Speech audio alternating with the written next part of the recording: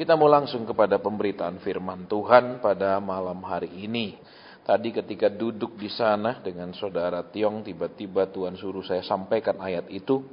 Dan ayat itu juga yang sebenarnya saya butuhkan untuk saat-saat ini, saudara. Ya, jadi kalau saudara sekarang mendengarkan saya menyampaikan firman Tuhan, saya juga sebenarnya sedang menyampaikannya buat diri saya sendiri. Ya, jadi kadang juga seperti itu ketika saya berkhotbah, Tuhan suruh saya menyampaikan ayat yang untuk diri saya. Saudara, jadi seperti saya sedang berbicara di depan kaca kepada diri saya sendiri. Ya, jadi tidak selamanya hamba Tuhan itu khotbah mengajar orang, tapi dia juga harus khotbah mengajari dirinya sendiri. Karena kalau dia cuma khotbah mengajar orang lain, saudara, ada bahayanya. Ya, sehingga dia merasa dirinya tidak perlu lagi diajar, dia merasa dirinya sempurna, dia merasanya hanya orang lain yang salah sehingga perlu diajar, perlu ditegur, perlu yang lain-lain sementara dia sudah sempurna. Jadi kita melihat kebenaran firman Tuhan dalam kitab Galati pasal 6 ayat ke-9, saudara. Ya, saya akan lebih cepat di sini sehingga banyak poin yang kita bisa dapatkan pada saat ini. Ya, demikian bunyi firman Tuhan Galati 6 ayat ke-9. Saya yakin semua kita sudah pernah mendengar ayat ini, saya yakin semua kita sudah minimal ya tahu ayat ini, saudara. Baik, saya akan baca demikian bunyinya, Galatia pasal 6 ayat 9. Janganlah kamu jemu-jemu berbuat baik, karena apabila sudah datang waktunya, kita akan menuai jika kita tidak menjadi lemah. Saudara, saya yakin semua kita sudah pernah dengar ayat ini bahwa kita tidak boleh jemu berbuat baik. Tapi pada kenyataannya, saudara, kita sering merasa bosan, ya, merasa kebaikan kita tidak ada artinya, merasa pengorbanan kita tidak dihargai, merasa pekerjaan kita, maksud kita dan lain-lain disalah pahami. Ya, saya yakin semua kita sudah pernah ngalami. Saya pun selama bulan ini, saudara, mengalami hal yang sama. Ya, saya mengalami hal yang bulan ini membuat saya lihat jam saja salah, saudara. Ya, membuat saya sangat tertekan, membuat saya sangat stres. Sehingga kemarin, saudara, saya bisa pergi ke stasiun kereta, keretanya sudah berangkat. Tetapi saya merasa keretanya lagi 1 jam berangkat. Saudara bisa bayangkan orang yang lagi hang seperti itu, lagi kacau pikirannya seperti itu. Ya, saya santai saja, saudara. Ya, saya masukkan untuk di-scan. Kan sekarang kalau naik kereta itu masih di-scan, terus dikeluarkan boarding pass-nya itu ya. Saya scan, dikatakan kereta sudah berangkat. Loh, kok kereta sudah berangkat? Saya bingung, saudara. Ya, di pikiran saya 1 jam lagi berangkatnya. Saya scan lagi, keluar lagi tulisan kereta sudah berangkat. Kok kereta sudah berangkat? Saya lihat lagi, mungkin salah tanggal. Tanggalnya benar. Kenapa kok sudah berangkat? Saya scan lagi. Kereta sudah berangkat. Terus saya bingung, kok bisa berangkat keretanya? Padahal saya datang lebih awal 1 jam. Saudara, ternyata saya salah lihat jam berkali-kali. Saudara bisa bayangkan. Ya, karena saya sangat tertekan. Saudara, ya 1 bulan ini saya sangat tertekan, saudara, karena saya termakan oleh pendapat saya sendiri, saya termakan oleh prinsip saya sendiri di dalam pelayanan. Di dalam saya mengajar orang untuk menyampaikan nubuat, jelas sekali di pengajaran itu untuk mengajar orang bernubuat, memimpin orang untuk itu ada protokolernya. Ya, yaitu kalau orang dapat pernyataan Tuhan, dia tidak boleh sampaikan langsung, tetapi dia harus sampaikan kepada pemimpin, dan nanti pemimpin yang akan mempertimbangkannya itu benar atau salah, pemimpin yang akan mengujinya. Ya, ketika saya belajar tentang hal itu, saya tidak setuju, saudara, tentang pengajaran itu. Saya katakan, kenapa mesti dihalang-halangi? Kok dia dapat pernyataan, suruh aja dia sampaikan, suruh aja kenapa? Nggak ada masalahnya. Nah, ternyata, saudara, ya, ketika saya meminta mereka untuk saling mendoakan, terjadi kekacauan yang parah. Ya, terjadi salah menyampaikan pesan Tuhan, salah mengartikan pesan Tuhan, sehingga suasananya jadi parah. Ya, contohnya, saudara, ya, ada satu yang saya bilang, "Ayo tolong doakan." Ya, dia dapat kata, "Tuhan bilang kamu penipu." Nah, orangnya kaget, saudara. Dia bilang, "Saya nipu apa?" Ya. Saya tahu orang ini dia pernah cerita, saudara, ya, dia ditipu orang. Tetapi orang ini malah kebalikan bilang, kamu penipu. Saudara, ya akhirnya saya harus luruskan. Kenapa? Karena sering kalau kita belajar peka itu, Tuhan bilang misalnya kata tipu, itu bisa berarti orang itu tertipu, orang itu ditipu, bukan menipu. Ya, tapi karena saya loskan saja mereka, saya bebaskan mereka, jadi kacau. Ya, kemudian ada juga yang sakit, saya bilang tolong doakan. Apa pesan Tuhan? Ya, dikatakan apa? Kamu sakit karena kurang minum. Tuh. Orangnya bilang, saya minum air 1 hari itu bisa 3 liter lebih. Jadi tidak akurat. Akhirnya saya ganti orang, coba doain. Nah, yang ini baru benar. Dibilang apa? Tuhan bilang pernah ngangkat barang berat, waktu angkat terus tulang punggungnya itu bunyi. Dan mulai saat itu sakit. Betul. Dia bilang, saya pernah ngangkat dan itu bunyi. Dan sampai sekarang memang itu sakit. Jadi kacau saudara, ketika saya biarkan, ketika saya lepaskan, terjadi kekacauan demi kekacauan. Ya, sehingga saya jadi stres saudara. Sehingga saya jadi terpukul sekali sampai saya katakan, ya sudahlah Tuhan, ini pekerjaan saya sia-sia. Sekian tahun saya mengajar mereka peka, jadi kacau balau seperti ini, jadi lebih baik kita bubarkan saja semuanya. Ya, saya udah ngomong gitu, kita bubarkan saja semuanya. Saya katakan saya tutup semua persekutuan, udah saya mau hidup santai saja. Kenapa? Karena jadi kacau balau saudara, karena ya kembali ya, karena saya melanggar protokolernya, saya melanggar aturan-aturan mendidik orang dalam bernubuat. Ya, karena saya pikir, kenapa sih dia udah sampaikan aja enggak masalah. Ya. Nah, ketika itu disampaikan tidak akurat, jadi kacau balau. Saudara, jadi melukai, jadi menyakiti. Nah, sekarang kita kembali dulu ke ayat ini. Ya, dikatakan jangan kita itu jemu-jemu berbuat baik. Berarti jemu-jemu kan 2 kali, amin. Berarti kita akan sering mengalami kejemuan, sering mengalami kebosanan, sering mengalami kelelahan, sering mengalami kesel hati ketika kita berbuat baik. Tidak dikatakan jangan jemu berbuat baik, tapi jangan jemu-jemu. Berarti akan kita berhadapan dengan berkali-kali kita ini sesak. Berkali-kali kita ini kakuati, berkali-kali kita ini jengkel, berkali-kali mangkel, marah, kecewa, rasa sia-sia dan sejenisnya. Saudara. Jadi kita mau perhatikan di sini, tapi Tuhan katakan tadi di ayat itu, ya, dikatakan di situ dengan jelas sekali ya, bahwa bila sudah datang waktunya, kita akan menuai. Berarti saudara, kita mau perhatikan sekarang ya. Kita akan berhadapan dengan kejenuhan dan kejenuhan. Kita akan berhadapan dengan kebosanan dan jenis-jenis itu akan terus kita hadapi ketika kita ikut Tuhan. Ya, saya pun saudara 16 tahun waktu itu saya jenuh saudara. Kenapa? Proses yang satu proses saja 16 tahun. Pikiran saya lah kalau proses yang kedua berapa tahun. Proses yang ketiga berapa tahun. Proses yang keempat berapa tahun. Terus keluar dari proses umur saya sudah berapa. Itu pikiran saya saudara. Ya, bosen rasanya. Kenapa?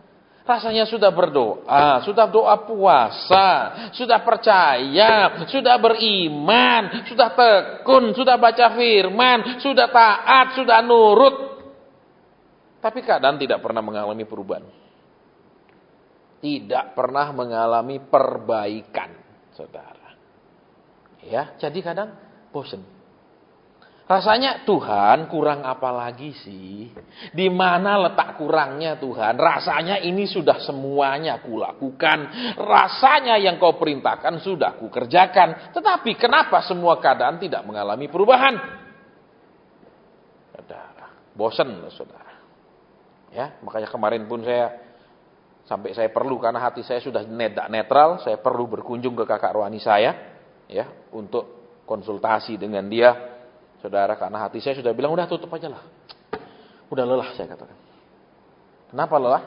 Udah kacau balau semuanya, saudara. Ya, akhirnya ketika saya izinkan mereka saling mendoakan itu jadi pahit satu sama lain, karena tidak akurat. Saudara, jadi orang merasa saya tidak seperti itu. Nah, kacau tuh. Ya, jadi rusak. Makanya saya sudah minta ampun juga sama Tuhan. Tuhan saya minta ampun saya katakan. Ya. Ketika saya dapat pelajaran tentang itu, saya tolak, saya bilang kasih aja mereka ngomong, enggak masalah, jangan dihalangi. Dan ternyata ketika saya tidak membuat aturan-aturannya, menjadi kacau balau. Ya, baik, kita kembali. Jangan kita jemu berbuat baik, karena apabila sudah waktunya kita akan menuai. Nah, pertanyaannya sekarang, saudara, ya, kenapa sih kita hendak boleh jemu? Ya, padahal semua orang pasti mengalami kebosanan, saudara. Pasti semua orang bosan. Bahkan makanan yang paling dia suka pun suatu hari dia bosan. Ya kan, saudara? Bahkan hobi yang dia suka pun suatu hari dia bosan. Ya kan? Semua kita akan mengalami kebosanan. Saya masih ingat, saudara. Ya, waktu saya diundang ke Selandia Baru, karena ada satu pengusaha mau invest membeli sebuah peternakan salmon. Jadi saya diutus ke sana untuk melihat tempatnya dan berdoa apakah pengusaha ini boleh investasi di Selandia Baru untuk membeli peternakan salmon. Dan itu peternakan salmon yang langka sekali di dunia, karena itu peternakan ada di atas gunung. Jadi peternakan langka, jadi itu high country salmon. Jadi salmon yang dihasilkan dari gunung yang tinggi. Saudara. Kemudian apa? Karena di sana murah sekali. Salmon, karena pusat salmon, ya, kita belinya tidak tanggung-tanggung, saudara, kilo-kiloan.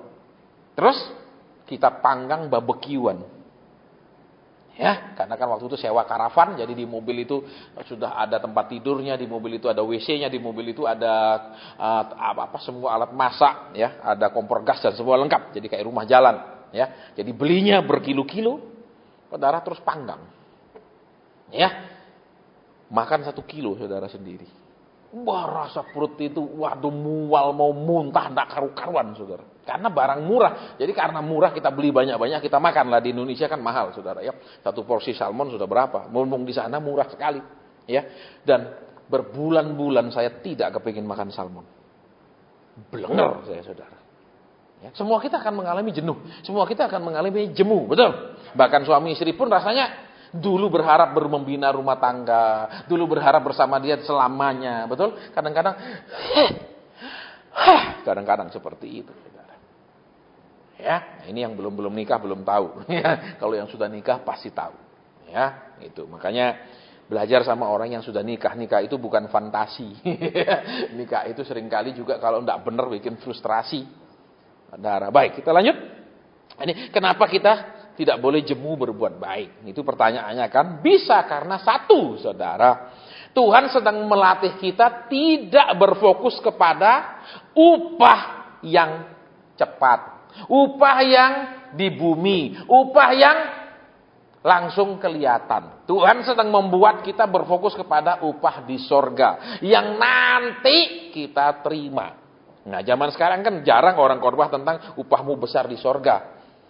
Betul? Siapa yang senang khotbah itu? Maunya apa? Upahmu besar di bumi dan nanti berlipat-lipat di sorga. Saudara. Jadi yang pertama, supaya saudara dan saya ini punya pandangan jauh ke depan. Supaya punya pandangan bukan hanya mau menginginkan upah di bumi dan tidak terlalu memikirkan upah di sorga, atau berharap terima di bumi dan masuk sorga. Saudara. Jadi Tuhan perlu mendidik kita supaya melihat jauh ke depan, bukan hanya menginginkan yang cepat di bumi, yang sementara di bumi, tetapi juga yang kekal di surga. Berarti apa? Karena perjalanan kita belum selesai, perjalanannya masih panjang, maka kita tidak berhenti berbuat baik, karena nanti upahnya terima di surga, bukan di bumi. Tapi jujur aja, saudara, kalau ngomong begitu khotbah tidak menarik. Tapi kalau khotbah bahwa tahun ini Tuhan akan angkat engkau, hartamu akan berlipat 100 kali ganda, semua orang senang. Betul? Tapi kalau Tuhan bilang, aku tahu perbuatanmu, aku tahu pelayananmu, nanti upahmu di surga. Banyak kita ngeluh, Tuhan kalau boleh separuh di bumi. Ya toh? Separuh di bumi, nanti lagi separuh di surga. Itu manusia sekali, dan sangat manusiawi, saudara. Ya, baik. Terus lihat, juga kenapa kita terus dikatakan Tuhan harus melawan kejemuan berbuat baik? Karena jujur, saudara, ketika kita berbuat baik, kita ingin melihat hasil. Kita ingin melihat hasil yang membuat kita segar, hasil yang membuat kita semangat lagi, hasil yang membuat kita sukacita, dan hasil yang membuat kita menjadi lebih bergairah lagi karena ada hasilnya. Jadi, kenapa kadang-kadang kita sudah lakukan semua tapi tidak ada hasil? Supaya saudara dan saya tidak mengerjakan sesuatu berdasarkan semangat atau tidak, tapi berdasarkan disuruh atau tidak. Saudara. Ya, jadi tidak boleh kalau semangat, nyala-nyala, kalau sudah lesu ya padam. Ya, itu kan kehidupan yang sering kali kita alami. Terus saudara, lihat lagi. Ya, dikatakan, kenapa kita tidak boleh jemu-jemu berbuat baik? Saudara, kembali, saudara. Karena fokus kita adalah jauh di depan. Bukan setiap jalan dapat upah, setiap kerjakan dapat upah, setiap kerjakan ada perubahan, setiap kerjakan melihat ada perbaikan dan lain-lain. Jadi Tuhan mau apa? Fokusnya bukan kepada hasil kerja, tapi fokusnya adalah terus mengerjakannya, bukan pada hasilnya. Saudara, saya pun saudara, ya, ngajarin orang peka. Mereka rela semalaman suntuk berdoa, tapi 90% datang berdoa untuk mempergumulkan masalahnya semalam suntuk. Bukan untuk mendekatkan dirinya kepada Tuhan semalaman. Ya. Jadi kadang saya bilang, Tuhan aku sudah lelah. Kenapa mereka mau berdoa semalaman? Mereka mau sampai jam 6 melekan saudara. Ya, ikut doa. Tetapi tetap tujuannya jawablah aku, tolonglah aku, angkatlah aku, keluarkan aku dari masalah itu saja. Masalah dia benar-benar Tuhan aku datang tidak minta apa-apa. Aku datang cuma mau mengenal hatimu lebih dalam. Aku datang untuk lebih dimampukan membuat Tuhan lebih senang. Tidak ada. Lebih banyak, ya ini loh pergumulan saya, sehingga pola persekutuan itu di mana-mana hanya orang stres yang hadir. Ya. Kita lihat lagi. Terus, kenapa lagi tidak boleh jemu berbuat baik? Saudara, karena itu juga menentukan kualitas kekristenan kita ketika kita mudah menyerah. Ketika kita rasanya sudah berbuat, terus kok tidak ada perubahan. Berarti Tuhan mengajar kita punya daya tahan yang teguh dalam arti punya ketekunan. Ya, kalau ngomong seperti ini khotbah zaman sekarang di mana-mana tidak menarik. Karena mereka cuma mau kan Pak Hasan peka, ini loh jemaat saya punya masalah, mohon didoakan semua. Jadi saya membuka praktek perdukunan Kristen. Ya, perdukunan Kristen. Padahal imam itu adalah pengajar, bukan perdukunan. Baik, saudara, kalau saudara dan saya perhatikan lagi, ya, dikatakan begini, ya, jangan kamu jemu-jemu berbuat baiknya. Kembali ke sini, saudara, ya. Tujuan kita berbuat baik apakah karena ingin melihat hasil, atau tujuan kita berbuat baik karena memang Tuhan suruh. Ini berbeda.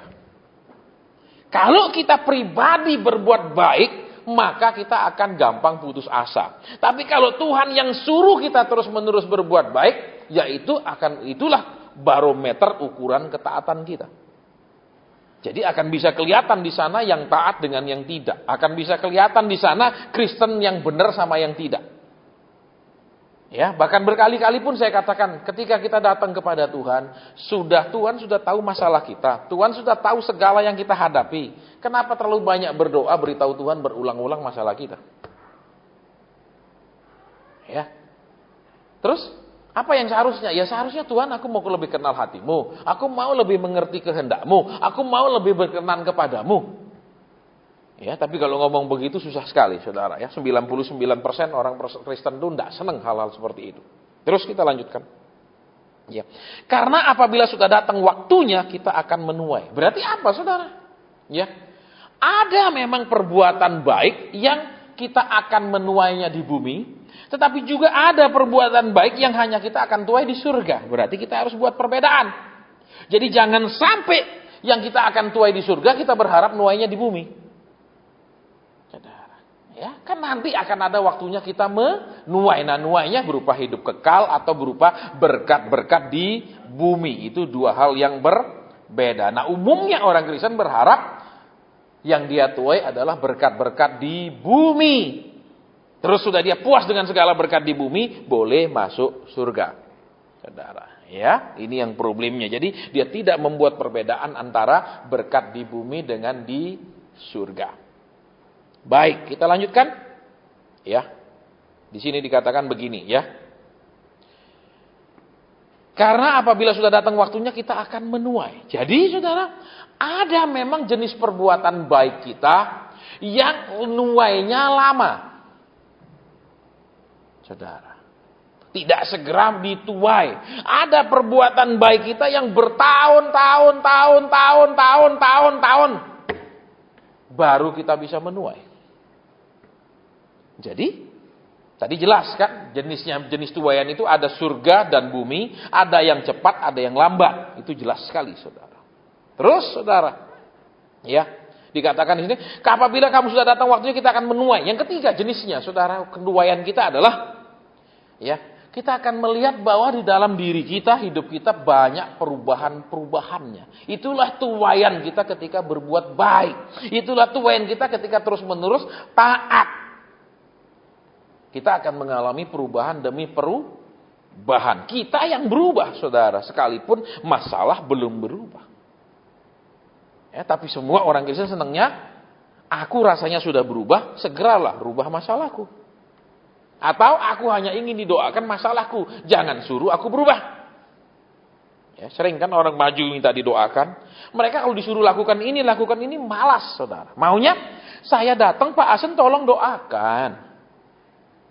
Tapi Tuhan bilang gini, kalau sudah Tuhan suruh gini, engkau yang kerjakan, bukan saya. Ya, tapi doakan ya Pak. Tapi tolong Pak, doakan ya. Ini ruwet. Ya, seperti misalnya kasus suami istri. Ya, berantem terus sehingga ekonomi mereka diremukkan. Terus waktu datang kita doa, Tuhan bilang, perbaiki hubunganmu. Dia malah bilang, iya Pak Asen doakan, tapi doakan.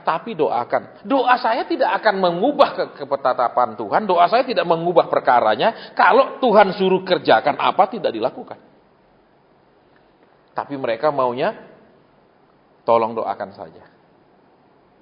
Ya, yang mereka inginkan adalah, doakan saja. Saudara.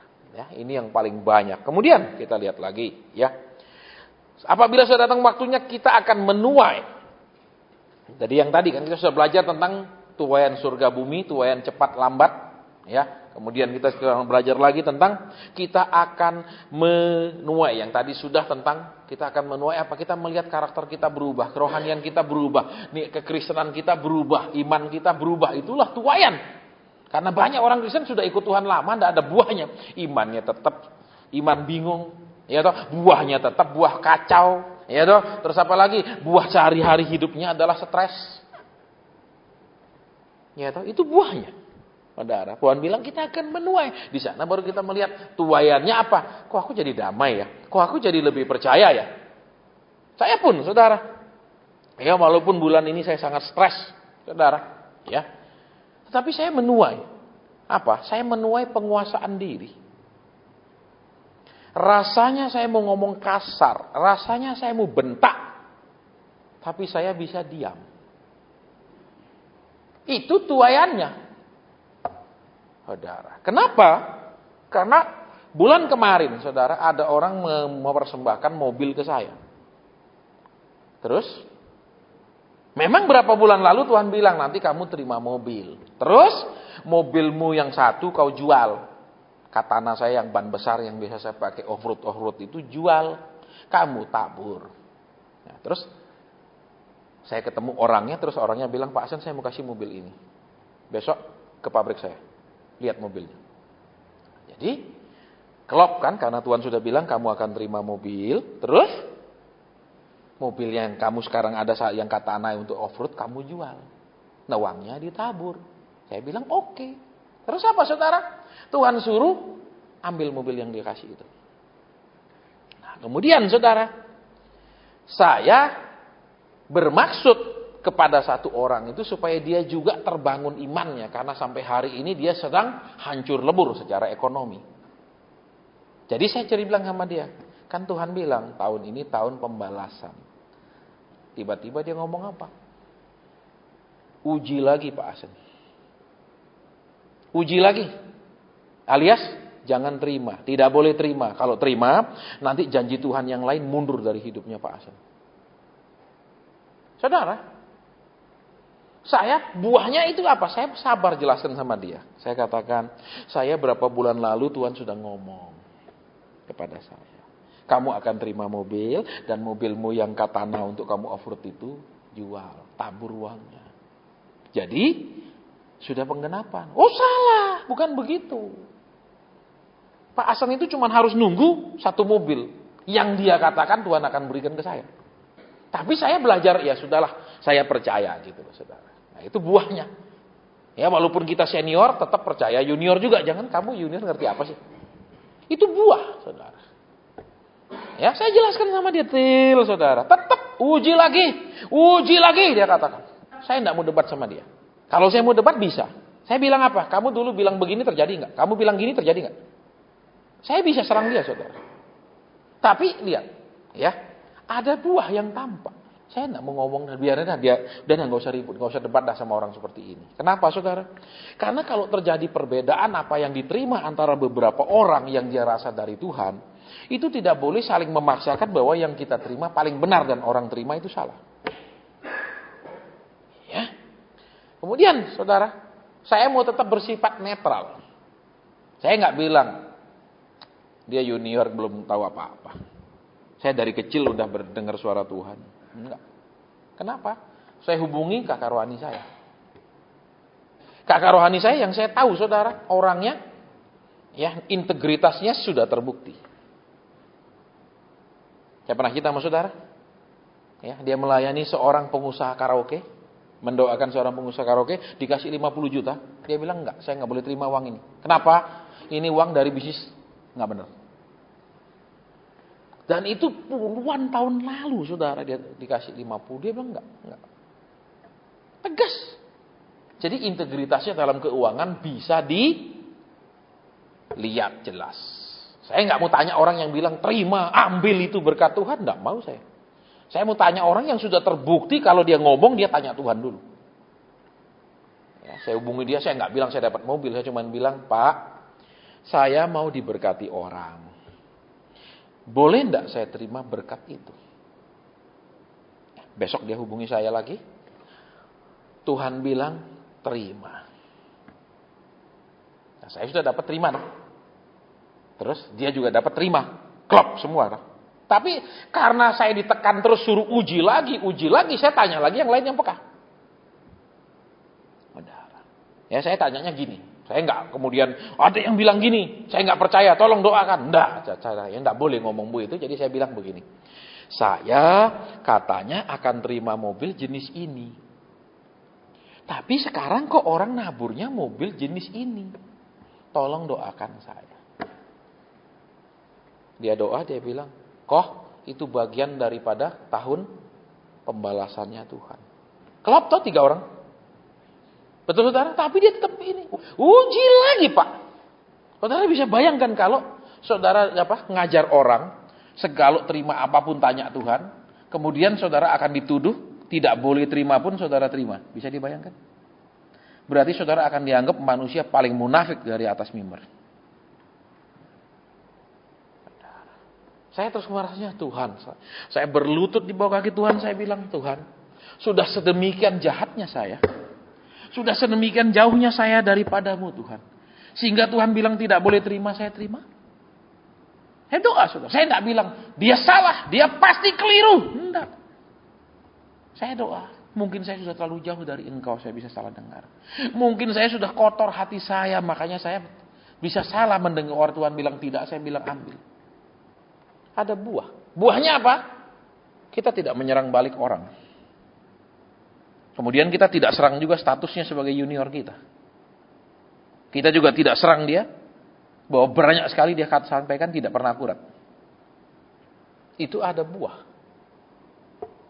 Mungkin orang lihat itu sesuatu yang biasa, tapi buat Tuhan itu buah. Kenapa saya nggak serang balik? Padahal kalau saya mau serang balik bisa. Kamu bilang gini tidak terjadi dah. Kamu bilang gini tidak terjadi dah.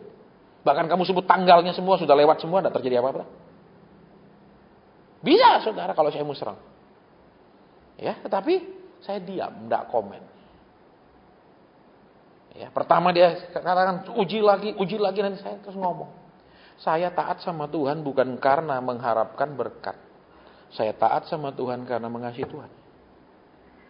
Jadi kalau dia bilang uji lagi, nanti berkat janji Tuhan mundur lagi.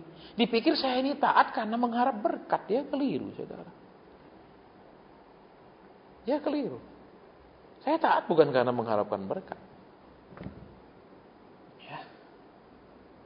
Di situ ada buahnya. Kita tidak menyerang. Kita tidak mau berkata-kata kasar.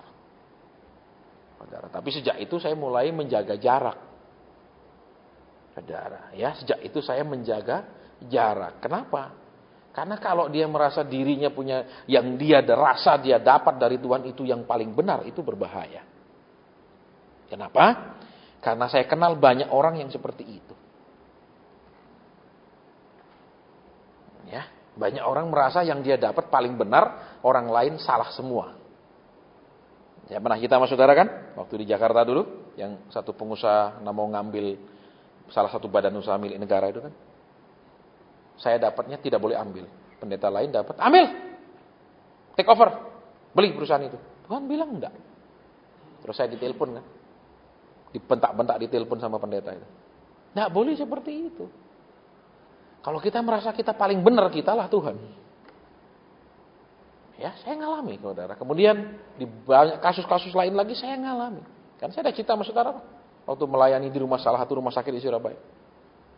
Ya kan, orangnya sudah koma, saya masuk, saya lihat ada lingkaran hitam sebesar ban sepeda motor, plek, masuk ke tubuhnya, berarti mati. Kalau lingkaran putih masuk, sembuh. Gampang dong. Terus, saya keluar, saya gini.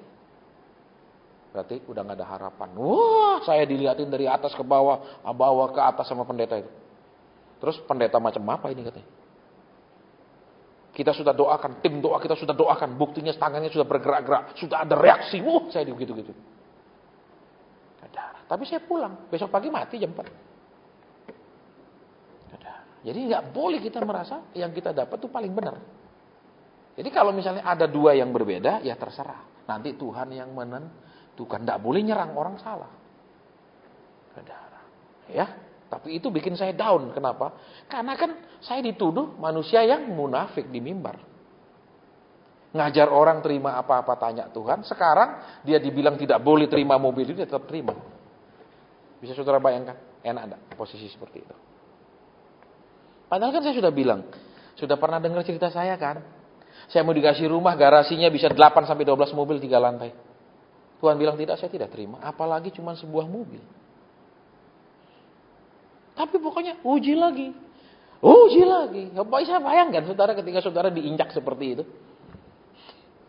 Ya, tapi saya sampai Tuhan, saya sudah jauh dari Engkau mungkin. Saya sudah begitu parahnya sampai saya salah dengar. Saya berdoanya gitu. Ya, akhirnya saudara Tuhan ungkapkan kehidupan orang yang menyerang saya. Dia hidupnya kayak gini loh. Tapi saya kemudian tidak serang balik dia. Saya tidak kemudian WhatsApp dia misalnya. Kamu selama ini begini, tidak mau. Itu urusan dia sama Tuhan. Makanya zaman sekarang saya udah nggak mau lagi cerita-cerita saya dapat apa. Ya, udah diam aja daripada nanti diserang-serang kayak gitu nggak kuat. Saudara. Ya, baik kita lanjutkan sedikit. Sudah jam 8 lebih. Ya, kita akan menuai, tapi dengan syarat jika kita tidak menjadi lemah. Jadi saudara perhatikan di sini, ketika kita berbuat baik, baik itu kepada sesama, kita berbuat baik mentaati firman Tuhan, perintah Tuhan, pimpinan Tuhan. Tetapi kadang ada ketaatan kita, ada perbuatan kita, ya, yang membuat kita malah tambah lemah. Perbuatan baik belum tentu menghasilkan hal yang baik. Tapi kenapa Tuhan bilang tidak boleh bosan berbuat baik? Kembali yang tadi kan, ada tuaian yang akan kita tuai di surga. Ada tuaian yang kita tuai di bumi. Ada tuaian yang cepat, ada tuaian yang lambat. Ada tuaian berupa materi, tapi ada juga tuaian berupa perubahan karakter kita, iman kita, kelakuan kita. Itu juga tuaian, itu juga buah. Saudara. Ya, tapi kalau ngomong gitu, wah enggak menarik. Maunya buah apa? Mobil mewah 20 biji, rumah mewah, penghasilan besar, itu toh yang kita mau. Saudara. Kita lihat kebenaran di sini. Terus kita sudah melakukannya, tetapi lihat tuaian hanya untuk orang yang kuat, bukan orang yang lemah. Jadi ketika kita berbuat baik tidak ada hasilnya, apakah kita menjadi semakin lemah atau minimal kita menjadi tetap bertahan atau malah menjadi semakin kuat? Contohnya, orang yang pernah kena cacar tidak pernah kena cacar kedua kali. Kan jelas dia akan menjadi kebal tubuhnya terhadap cacar. Kedua, kalau saudara dan saya perhatikan lagi ya, ada penyakit yang orang cuma kena seumur hidup satu kali dan tidak bisa kena lagi. Dia akan menjadi kebal. Saudara, saya lupa ada berapa jenis penyakit yang orang kalau kena dia tidak bisa kena lagi. Karena kenapa? Di tubuhnya sudah menjadi imun, tubuhnya membangun imunitas kekebalan, dia tidak bisa kena lagi. Ya, saya dulu malaria, saudara. Ya, parah. Sekarang orang darah malaria, saya pergi aja ngapain? Nah, saya sudah ada malarianya kok, kenapa takut? Ya, saudara. Kalau orang yang belum pernah kena malaria, takut. Wah, daerah malaria, gimana nih? Bawa inilah, bawa itulah, bawa inilah. Kalau saya sudah kena malaria, gigit aja lagi nggak apa-apa. Jadi kita lihat di sini, ya.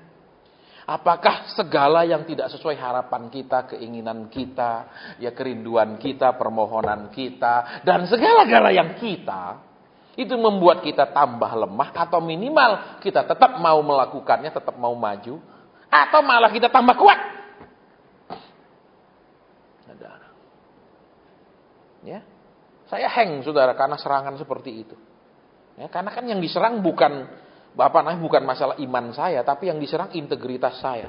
Saya ngajar, kita tanya Tuhan, itu yang diserang. Jadi saya akan dianggap manusia yang munafik. Saya akan dianggap manusia yang ngajar pinter, melakukan tidak bisa. Saudara, makanya saya siaran radio pun berkali-kali saya salah sebut nama radionya. Karena saya stres, saudara. Ketika orang menyerang saya, bahwa yang saya ajar dengan saya lakukan di hidup sehari-hari tidak sama. Dan itu sangat menyakitkan. Ya, sangat menyakitkan. Saya mau batalkan ambil mobil ini dari orang itu. Merasa yang dia dapat paling benar.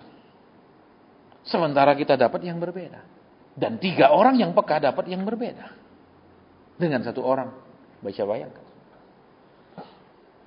Tapi saya melihat buahnya. Saya tidak menjadi frontal. Saya tidak menjadi berbicara kasar. Ada buahnya kan? Apa? Reaksinya benar. Betul? Kalau reaksi yang kita serang balik dia habis-habisan. Ya, faktanya gini-gini, kamu ngomong dulu tanggal segini nggak ada begini nggak terjadi. Kamu ngomong begini nggak terjadi. Kamu ngomong habis dia ada. Tapi tidak. Jadi kembali yuk. Jika kita tidak menjadi lemah. Jadi saudara lihat, kadang kita ingin jadi orang Kristen yang kuat. Dengan cara Tuhan aku minta iman. Tuhan kuatkan aku jadi Kristen yang tak tergoyahkan. Ya kan? Bapak seperti batu karang. Betul. Banyakan jadi batu apung, saudara. Bukan batu karang. Saudara tahu batu apung? Ada batu yang bisa mengapung itu loh. Itu yang hasilnya dari buih lahar gunung berapi. Itu mengapung batunya. Warnanya putih, saudara. Itu batu apung. Air, di bawah air dia jalan walaupun itu batu. Tapi batu apung. Bagaimana caranya supaya kita menjadi kuat? Tuhan bilang apa? Yang kita perbuat yang baik-baik tidak langsung menghasilkan. Yang kita sudah buat berpuluh tahun tidak ada perubahan. Itu yang membuat kita jadi kuat. Bisa saudara bayangkan kalau orang cerita, saya sudah sekian puluh tahun menderita. Terus orang itu bilang, tapi saya tetap percaya Tuhan. Itu orang kuat. Betul? Kita akan tahu, orang ini hebat. Kuat. Tapi kalau saya 6 bulan ini menderita, rasanya lebih baik mati. Nah ini kelihatan orangnya lemah sekali. Jadi kembali di sini. Cara Tuhan membuat kita tetap menjadi Kristen yang tidak tergoyahkan. Bahkan Kristen yang kuat adalah banyak hal yang kita lakukan. Kita mengalami kegagalan, kekecewaan, keputusasaan dan lain-lain. Kita lakukan semua tidak sesuai yang kita harapkan. Hasilnya mengecewakan. Kamu hanya akan menuai kalau kamu tidak lemah. Berarti ketika kita lakukan, sering kita menjadi lemah karena tidak lihat hasilnya. Nah, ada sama sekali efeknya, saudara.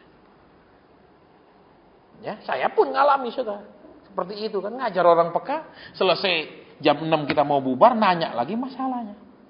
Selesai nanya lagi masalahnya. Selesai nanya lagi masalahnya. Dia sudah doa sekian jam, tetap otaknya masalahnya. Berarti dia tidak mengalami perubahan di hadirat Tuhan. Kenapa? Kalau saudara dan saya kuat doa, otomatis yang menjadi beban saudara dan saya itu bisa sangat berkurang, bahkan hilang ketika kita berdoa. Tapi kalau masih terus-menerus, itu perlu dipertanyakan. Tidak jelas dia itu. Ya, terus yang kedua, ketika saudara dan saya berdoa terus-menerus, yang saudara fokuskan, yang saya fokuskan untuk dijawab, sering Tuhan suruh kita mengerjakan yang lain. Misal, Tuhan aku kepingin gini, aku ada masalah gini. Kadang-kadang Tuhan bilang, kamu doakan si Anu, dia sedang punya masalah. Jadi, orang yang banyak berdoa, dia bisa dialihkan fokus pikirannya dari yang dia rasa paling penting menjadi yang Tuhan rasa paling penting. Kalau enggak, dia tidak berlah doa yang benar. Dia cuma ngomong-ngomong sendiri, saudara. Ya, baik. Terus kita lanjutkan sedikit, ya. Kita akan rangkum sekarang, ya. Ayat ke-10. Karena itu selama masih ada kesempatan bagi kita, marilah kita berbuat baik kepada semua orang, tetapi terutama kepada kawan-kawan kita Kalau Tuhan suruh berbuat baik kepada kawan seiman, justru inilah orang-orang yang paling mengecewakan, kan? Coba saudara hubungkan ayat ke-9 sama 10, betul? Betul? Coba lihat, coba nanti pulang renungkan ayat 9, 10. Tuhan bilang apa? Kamu berbuat baik kepada kawan seiman, yang terutama kepada kawan bukan orang lain, bukan orang yang tidak percaya Tuhan Yesus. Kawan seiman, justru itulah yang paling mengecewakan, kata firman Tuhan kalau ayat 9 dan 10 dihubungkan.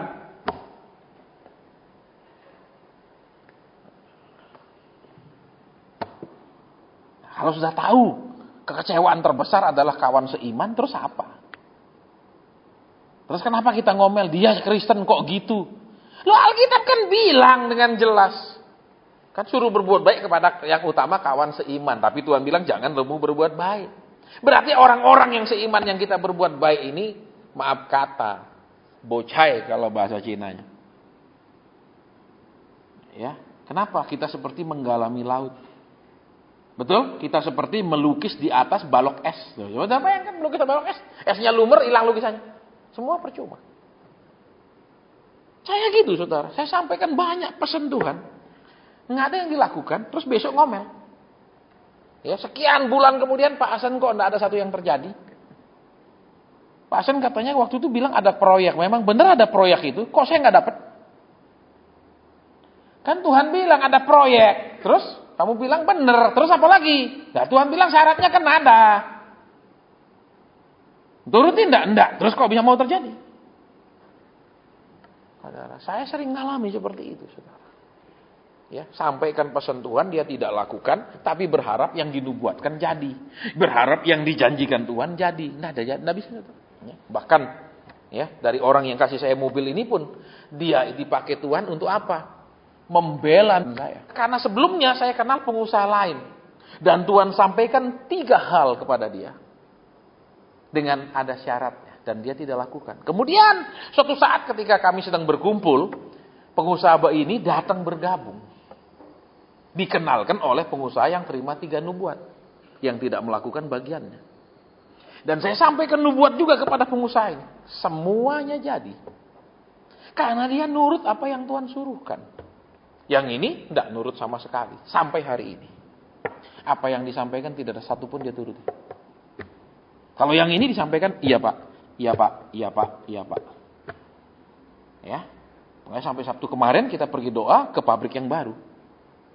Tambah lagi pabriknya. Kenapa? Dia nurut Tuhan bilang. Tuhan bilang kamu akan punya pabrik lagi. Tapi dengan syarat Tuhan mau begini, begini, begini. Dia lakukan. Pabrikmu akan ada di daerah dari Semarang pergi ke Kudus itu sebelah kiri. Gedungnya sudah jadi, tinggal ambil alih gedungnya. Semuanya persis, tidak ada beda. Tidak ada satu yang selisih.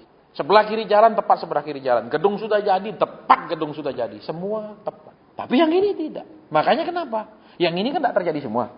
Yang ini terjadi semua. Terus? Yang ini kan bisa ngomong. Kemana? Ngomong sama yang tidak pernah terjadi semua. Lah kalau Tuhan tidak kirim orang ini, si ini kan bisa... Mana ada terjadi satu pun. Mana. Ngomong tok. Tapi kalau ada yang ini. Ngomong tok tidak semua sama yang ini. Semua terjadi. Jadi Tuhan membela hamba-hambanya. Ayo makanya lihat lagi ayat ke-10 ini. Terutama kepada kawan-kawan kita Justru orang-orang inilah yang menjemukan. Orang-orang inilah yang membuat kita itu letih lesu. Orang-orang inilah yang membuat kita itu jadi lemah. Itu kata Alkitab. Coba buka. Saudara yang bawa Alkitab benar enggak bunyi apa? Ayat 9 bunyinya jangan berbuat itu, terus berbuat baiknya kepada terutama saudara seiman. Berarti orang-orang inilah yang memang paling mengecewakan. Makanya saya kalau sering, Pak doakan, apalagi yang mau didoakan? Saya bilang, apalagi yang mau didoakan? Jelas maunya Tuhan ini kerjakan. Titik toh, belum kerjakan kok minta doa saja. Sama seperti orang katakan, ini obat ya, yang warna merah diminum 2 kali sehari pagi sore. Yang warnanya putih diminum 3 kali sehari. Betul? Terus yang ini warna hijau ini diminum 1 kali 1 hari. Betul? Kalau dia nuruti semuanya kan harapan ada perubahan kesehatannya. Tapi kalau dia nak nuruti semua dia berharap berubah. Terus pergi dokternya, dok kok udah sembuh-sembuh dok? Sudah minum obatnya? Enggak, saya simpen loh. Kita Kristen tuh banyak seperti ini. Bikin pegel hati, bikin kaku hati, bikin sakit hati, walaupun mereka seiman. Ya, jadi orang seiman itu belum tentu, maaf kata saudara, bikin kita segar. Orang seiman itu belum tentu bikin kita tidak bosen. Orang seiman itu belum tentu buat kita malah jadi tambah lemah. Banyak malah bikin kita, saya pun gitu kalau sudah dikenalkan diri, saya Kristen Pak Anu, saya malah hati-hati nih. Orang selalu bilang dia Kristen gini, saya malah takut. Kekristenan itu tidak perlu disebut-sebut, tapi ditunjukkan dengan perbuatan. Bukan saya Kristen Pak, saya juga Kristen. Apa-apaan dia mau ngomong itu? Ada, ya sering gitu. Saya Kristen Pak. Ya, kenapa kamu tunjukkan Kristenmu bahwa kita seiman? Firman Tuhan bilang justru yang seiman bikin kita jemu kok. Saudara. Nah sekarang mulai sadar toh. Betul? Mulai terbuka matanya. Iya ya, benar ya. Kenapa? Justru yang seiman ini yang paling bisa menghancurkan kita. Yang seiman ini yang paling bisa menyakiti kita. Karena kenapa? Mestinya dia tidak seperti itu. Kenapa dia seperti itu? Mestinya dia tahu itu salah. Kenapa dia lakukan? Itu lebih menyakiti. Daud mengalami hal yang sama. Nanti buka di Mazmur toh.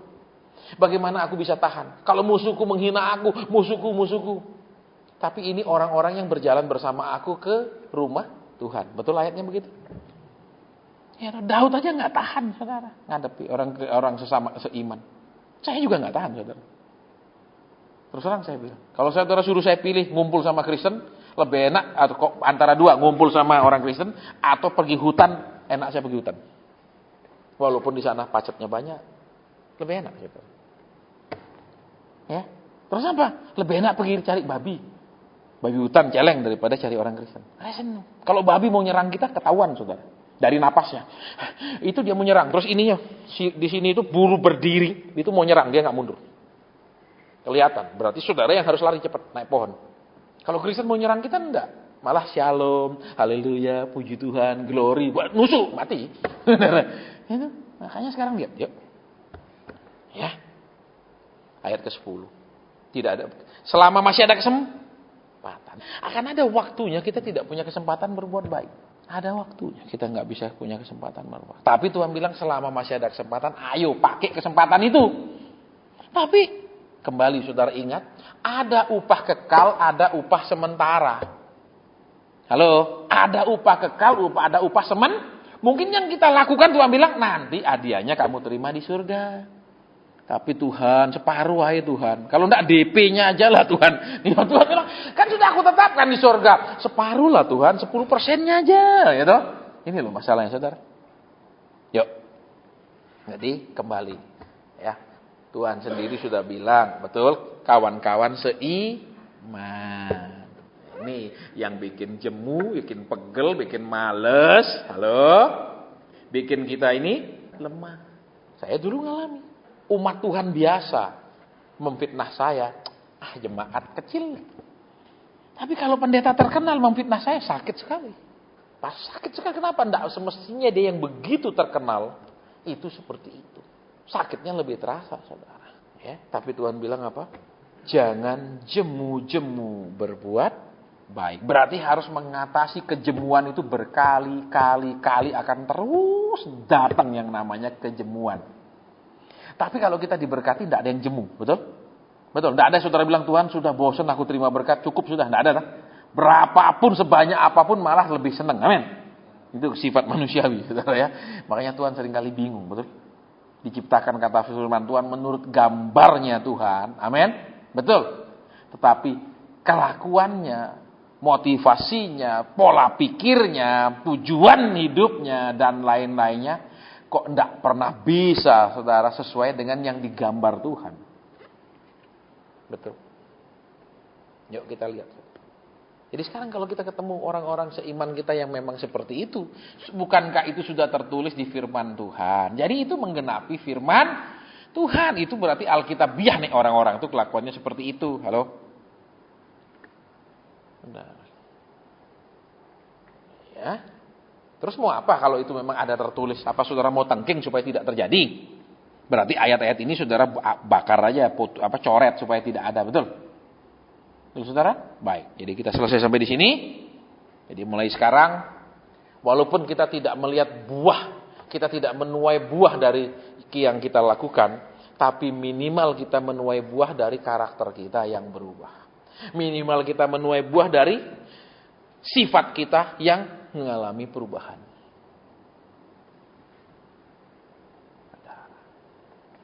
Ya, itu yang, tapi waduh, tidak perlu yang itu. Nah, ini repot, saudara. Katanya manusia rohani, pikirannya jasmani itu aneh, saudara. Betul? Betul. Kalau saudara ketemu orang bule sukanya singkong aja, saudara pasti bingung. Kok heran orang. Kalau orang bule makan roti biasa, amin. Tapi singkong dia, maksudnya orang pasti tanya, dari mana? Ya sudah berapa lama di Indonesia, betul? Betul apa enggak? Jadi aneh lah, saudara. Baik, kita selesai.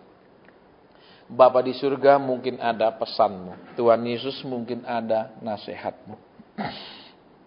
Hamba sudah selesai menyampaikannya, supaya hamba juga sadar bahwa kadang-kadang dan bahkan sangat sering kami berbuat baik kepada rekan seiman, tetapi membuat kami malah tambah lemah dan menjadi jemu. Terima kasih Tuhan. Terima kasih Bapa. Mungkin ada pesan Tuhan di tengah-tengah kami. Kalau ada, hamba sampaikan. Kalau tidak ada, ibadah sampai di sini. Engkau sudah berbicara lewat firman-Mu. Terima kasih. Terima kasih. Dalam nama Tuhan Yesus Kristus kami sudah berdoa dan mengucap syukur. Haleluya. Amin. Ya, jadi ibadah sampai di sini. Saya tidak berdoa buat berkat karena kita semua sudah diberkati. Ketika kita mengerti maksud firman Tuhan itu adalah berkat. Ketika kita mengerti kehendak Tuhan itu adalah berkat. Ya, Tuhan sudah memberkati kita. Ibadah sampai di sini dan mari kita pulang.